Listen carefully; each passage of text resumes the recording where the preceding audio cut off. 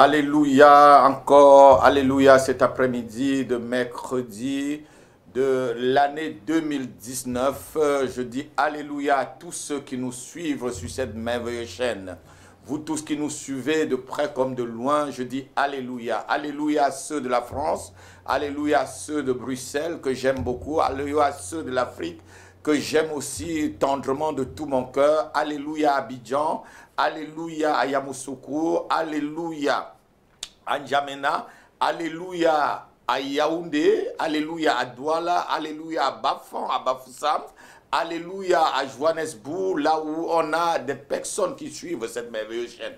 Je ne peux pas oublier l'Orient, alléluia à ceux qui sont à Dubaï, alléluia à ceux qui sont dans le Maghreb, principalement à Casablanca au Maroc. Je vous salue de ma propre main, je vous salue de ma propre voix. Que le Tout-Puissant vous bénisse, que le Tout-Puissant vous visite pendant cette année qui est en train de se terminer et que tout ce que vous n'avez pas pu réaliser depuis le mois de janvier, que vous puissiez le faire pendant ce mois pendant cette fin du mois de décembre 2019. Que les promesses de Dieu qui ne sont pas réalisées depuis le mois de janvier, que cela se réalise avant que vous ne tombez et que vous n'entrez dans l'année 2020. Je dis alléluia et je ne vais pas cesser de vous dire, de demander tout autour de vous, depuis 3 mois je le dis toujours, abonnez-vous à cette merveilleuse chaîne, cliquez sur abonner et cliquez aussi sur la clochette. Comme ça vous aurez des notifications de tous les messages que nous passons sur cette chaîne. Cette chaîne a pour but de vous édifier et d'atteindre aussi et de répandre l'évangile dans toute la francophonie. Je dis gloire à l'Éternel. Nous ne pouvons pas commencer ce message sans saluer la mémoire d'un grand homme de Dieu. Je devais dire d'un pionnier de la francophonie, de quelqu'un, il était anglophone, il était allemand même. Je parle de Reinhard Bonnke qui a marqué aussi la francophonie par son ministère. Nous saluons cet homme de Dieu. Nous saluons cet homme de Dieu qui aujourd'hui a déposé sa couronne et entré dans la félicité. Il a déposé sa couronne devant le roi de gloire. Qu'il soit un exemple et un modèle pour notre jeune génération que nous sommes, pour la francophonie, pour tous ceux qui sont dans la francophonie, dans l'amour qu'il avait pour les âmes, dans l'amour qu'il avait pour le Seigneur Jésus, pour gagner des âmes et gagner des continents. Nous bénissons sa mémoire, nous bénissons le travail qu'il a fait. Je bénis le travail de Reinhard Bonnke. Je loue le Seigneur pour ce don précieux qu'il a donné à toute l'humanité. Nous bénissons Dieu pour cela. Nous bénissons Dieu pour sa vie. Nous bénissons Dieu pour sa femme, nous bénissons Dieu pour sa famille, parce qu'ils ont été auprès de lui pour l'aider, pour le soutenir pendant tout ce temps de pèlerinage et pendant tout son temps de ministère sur cette terre. Que Dieu bénisse les œuvres qu'il a accomplies au nom de Jésus-Christ. Et cet après-midi, nous allons voir un message qui le Seigneur a mis dans mon cœur il y a quelques jours. Comment éduquer nos enfants dans le Seigneur Jésus-Christ? Comment éduquer nos enfants dans le Seigneur Jésus-Christ? C'est vraiment un message où je vais vous parler avec mon cœur cet après-midi. C'est de cœur à cœur que je vais parler à tous ceux qui m'écoutent. Je parle aux enfants comme je parle aux parents. Et lorsque nous avons créé cette chaîne, il y a de cela, je crois, quelques mois, plus de 3 mois déjà, 3 mois et demi, le but pour nous, c'était d'équiper et de donner des clés à tout chrétien. Et sans oublier les familles, les chrétiens de tous bords. Les chrétiens, qu'on soit marié ou non marié, qu'on ait des enfants ou pas, qu'on soit femme célibataire, qu'on soit veuf avec des enfants ou veuve avec des enfants, qu'on soit dans n'importe quelle situation, qu'on soit jeune ou grand, on a le but d'équiper des gens pour qu'ils sortent de la médiocrité à l'excellence spirituelle. Et l'instruction et l'éducation fait partie du plan de Dieu, a une place primordiale dans le plan de Dieu pour tous ces enfants, pour l'Église, pour les chrétiens. Et nous ne pouvons pas passer à côté de cela. Les enfants d'aujourd'hui sont les adultes de demain. Les chrétiens d'aujourd'hui, enfants, sont des chrétiens de demain. Les enfants d'aujourd'hui sont des pasteurs de demain, sont des prophètes, des évangélistes comme Reinhard Bonnke, que je viens de vous dire, qui a été appelé à l'âge de 30 ans. Mais il est né dans le Seigneur. Donc, Dieu veut que nous donnions une bonne éducation à nos enfants. Et souvent, nous sommes désemparés. Souvent, nous ne savons pas quoi faire avec l'éducation chrétienne et l'éducation du monde. Alors, lorsqu'on a des bons enfants, lorsqu'on a des enfants bien éduqués dans le Seigneur, on a des bons chrétiens et on a aussi plus tard des bons citoyens dans la République. Nous ne pouvons pas dissocier notre vie chrétienne. Aller à l'église tous les jours avec les enfants, c'est bien. Mais au-delà d'aller à l'église, il faut les éduquer, il faut les instruire dans la voie du Seigneur. Lorsque nous voyons la vie du roi David, nous voyons que David a été un très grand héros. Il a été quelqu'un de ouin, un prophète. Lui-même, il se dit prophète, prophète dans la chanson. Prophète, il faisait même des visions. Il a vu des choses, il a vu même le Messie. Il a vu beaucoup de choses, il était ouin. Mais David a échoué dans l'éducation de ses enfants. Lorsqu'on lit son histoire, on est pris directement au dépourvu de comment sa famille, l'inceste, les choses qui se passent dans sa famille, les rébellions, beaucoup de choses qui ne devaient pas être. Parce que quoi, David n'a pas pu donner une éducation spirituelle, une éducation aux enfants. Et il a tué Goliath. Mais il n'a pas pu inculper à ses enfants l'amour pour le Seigneur, l'amour pour Dieu, l'amour pour Jésus-Christ de Nazareth. La Bible dit ceci dans le livre de Proverbes chapitre 22 verset 6. Instruis les enfants selon la voie qu'ils doivent suivre. Et quand ils seront vieux, il ne s'en détournera pas. Instruis l'enfant. Proverbes chapitre 22 verset 6. Instruis l'enfant dans la voie qu'il doit suivre. Lorsque Dieu nous donne des enfants, les enfants c'est une bénédiction. La Bible dit dans le livre de Somme que les fruits de nos entrailles c'est une bénédiction. Somme 127, les fruits de nos entrailles c'est une bénédiction. Donc lorsqu'on a la bénédiction, on doit instruire les enfants dans la voie qu'ils doivent suivre. Et la Bible nous dit lorsqu'ils seront vieux, ils ne doivent pas se détourner. Aujourd'hui, le monde produit des hommes et des femmes qui sont sans foi ni loi. Des hommes et des femmes qui n'ont pas de repère. Les gens cherchent seulement une personne qui va leur montrer la voie, le repère, et les enfants en premier. Ce qu'on produit dans les enfants, c'est ce que deviendra l'avenir du lendemain. Ce que deviendra une nation le lendemain. Ce que deviendra une nation dans 20 ans, dans 10 ans, dans 30 ans, dans 100 ans. C'est ce qu'on a produit dans les enfants. C'est ce qu'on a produit dans la cellule familiale. Donc aujourd'hui, les gens sont désemparés. Les gens ne savent même plus où aller. Et on trouve des gens violents. On trouve que la violence a atteint son paroxysme. On trouve que la rébellion a atteint les familles, atteint les lycées, atteint les universités. Aujourd'hui, c'est dans la rue. Aujourd'hui, on ne respecte même plus l'autorité étatique. La rébellion est partout. On ne respecte plus un policier. Est-il que c'est la faute des enfants? Quelque part, je dis non. C'est l'éducation qu'on a donnée à ces enfants. Plus les enfants seront bien éduqués, encadrés, et selon la voie du Seigneur, je dis bien selon la voie du Seigneur, ces enfants reproduiront, quand ils seront grands, ce qu'on les a enseignés.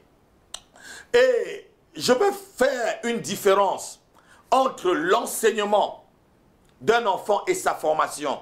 On prend le temps à bourrer la tête d'un enfant, on prend le temps à donner beaucoup des informations dans la tête d'un enfant. Ne fais pas ci, ne fais pas ça, ceci, cela. On prend la tête de le bourrer des enseignements ou des principes sans chercher vraiment à le former.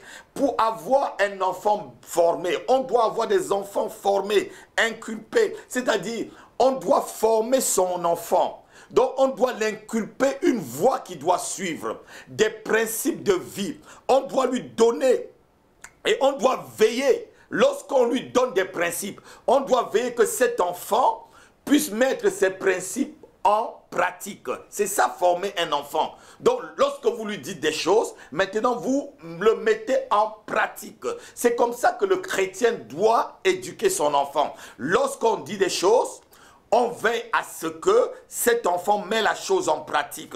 En tant que parents chrétiens, nous enseignons de bonnes choses aux enfants. Mais lorsqu'ils arrivent dehors, à la maison, on peut les enseigner des choses, mais sans les former.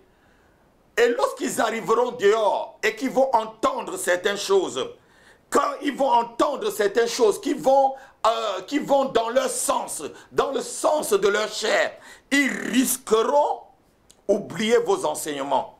Parce que quoi? Vous n'avez pas pris le temps de les former. Vous n'avez pas pris le temps de les inculper, de prendre le temps qu'ils mettent en pratique ce que vous le dites, de veiller à ce que vous dites puisse mettre en pratique. C'est ça justement. C'est ça ce que le Proverbe chapitre 22 verset 6 nous dit. Donc il demande de former l'enfant, de l'éduquer, de lui donner une instruction. Instruire, c'est former. Je me rappelle lorsqu'on était tout jeune, à l'école primaire, on avait une matière jusqu'en classe, je crois que c'est jusqu'en classe de CM2, ça s'appelait instruction civique.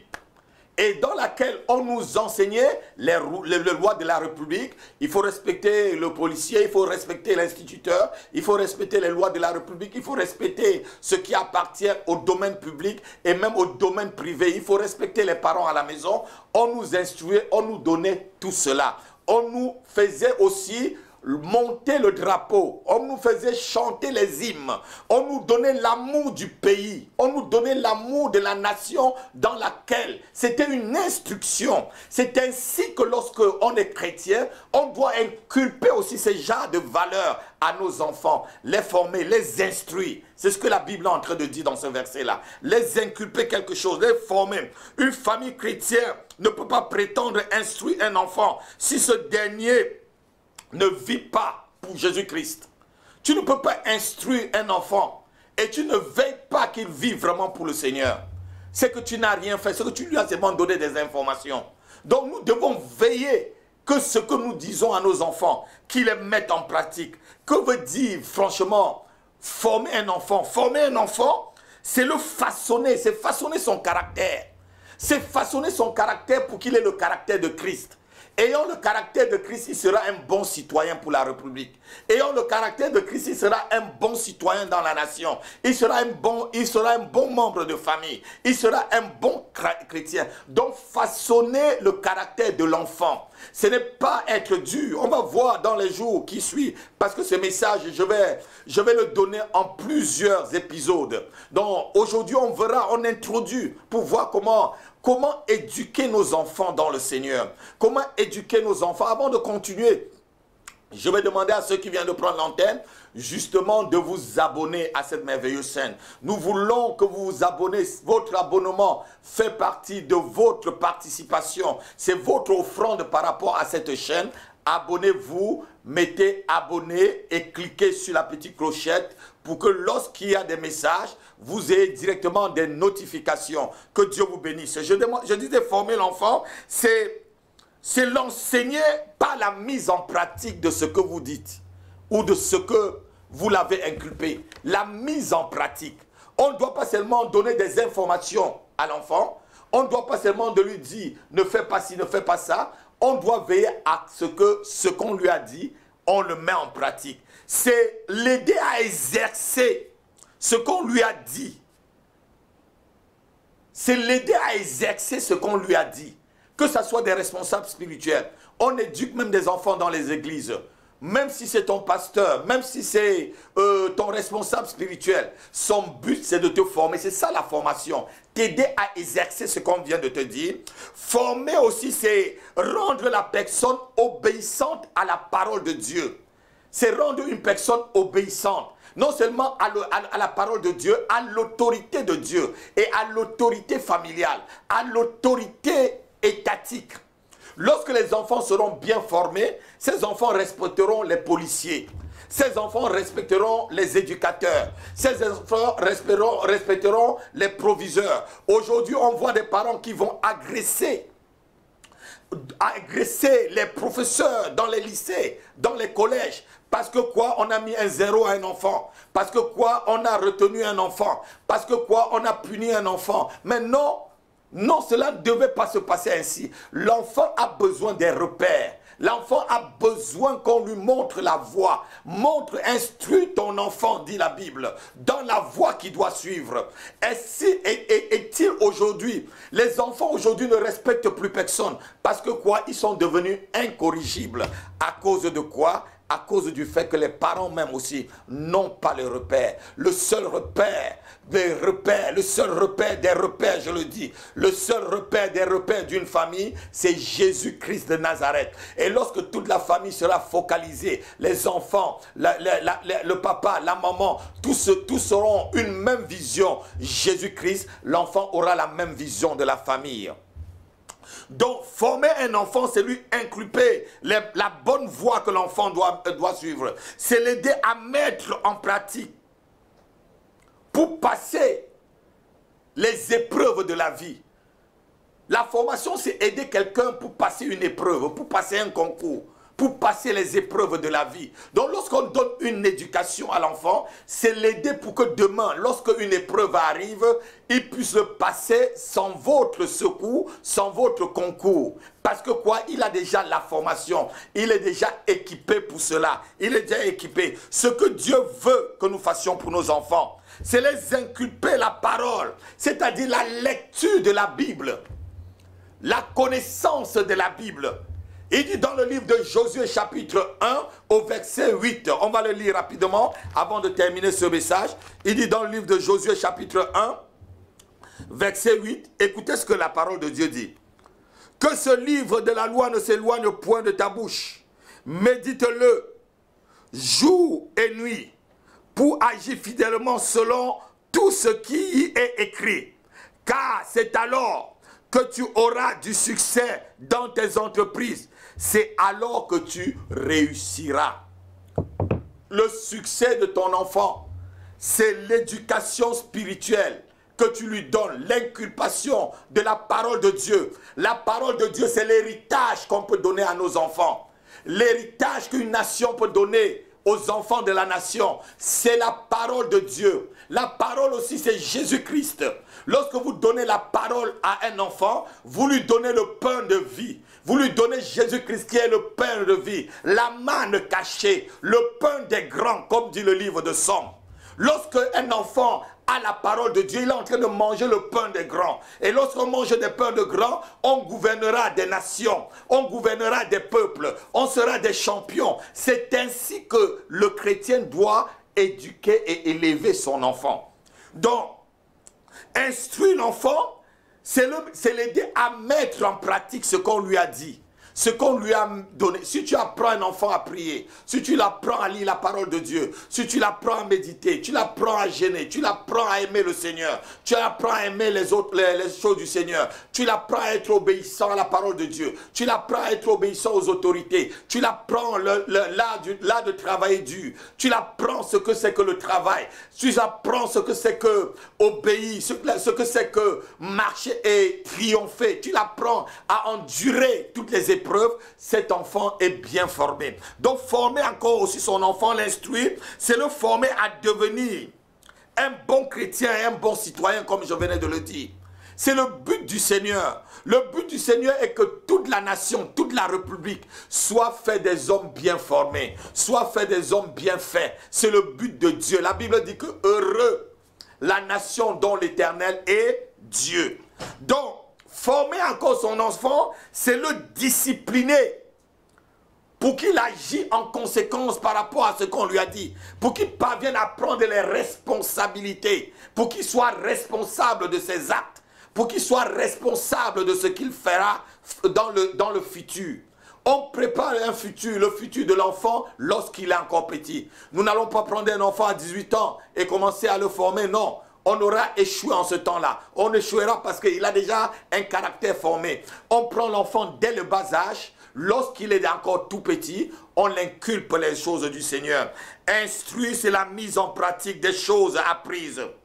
Ne nous contentons pas seulement de dire aux enfants, tu ne dois pas faire ci, tu ne dois pas faire ça, mais cherchons à les aider à mettre cela en pratique. Je bénis le Seigneur pour ce message. La semaine prochaine, j'attaquerai un autre domaine. Comment instruire les enfants vraiment d'une façon pratique? Est-ce qu'il faut, aujourd'hui dans la nation, on demande de ne pas donner des fessées à un enfant? Qu'est-ce que la Bible dit? Et comment en tant que chrétien, la Bible dit, parents n'irritez pas vos enfants. Et aussi, il nous demande de ne pas aménager la verge par rapport aux enfants. La semaine prochaine, je vous dirai comment est-ce qu'on peut faire en tant que chrétien dans une république. Que Dieu vous bénisse. Je vous bénis de ma propre main. Je bénis vos enfants. Que vos enfants deviennent des héros. Que vos enfants soient bien éduqués. Que vos enfants soient les champions partout où ils sont. Et que la main de l'Éternel soit sur eux. Je prie pour vous. Je prie pour vos familles. Afin que vous finissiez votre année très bien. Et que tout plan de l'enfer contre vous soit sans effet au nom de Jésus-Christ. Que tout plan de l'enfer contre votre famille, contre votre couple, contre votre mariage ou contre votre corps, votre âme ou votre esprit soit sans effet, et que toute personne qui se met devant vous, qu'à partir de maintenant, au son de ma voix, qui quitte votre chemin, que Satan quitte votre chemin au nom puissant de Jésus-Christ de Nazareth. Soyez bénis, soyez bénis. Encore alléluia à tous. Abonnez-vous. Shalom, shalom. À la semaine prochaine. Votre serviteur, l'apôtre Happy Dieudonné. À la semaine prochaine.